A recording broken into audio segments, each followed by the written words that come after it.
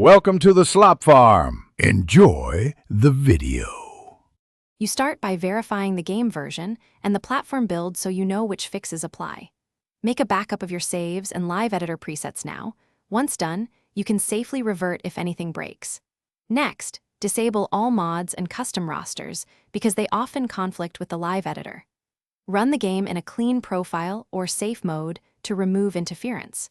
Doing these first cuts down on variables and isolates the live editor as the source of the issue.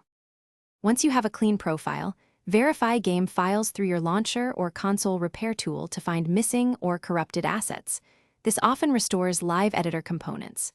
If verification flags issues, reinstall or refresh only the live editor files rather than the whole game to save time. Make sure folder permissions allow write access and check your antivirus quarantine for blocked assets.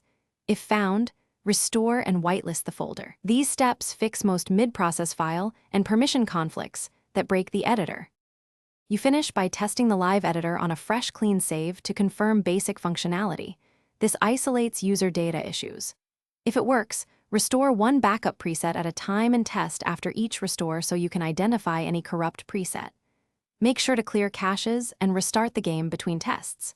If problems persist, capture game logs, note your exact version and steps taken, and report with screenshots. That targeted info speeds up vendor support and ensures.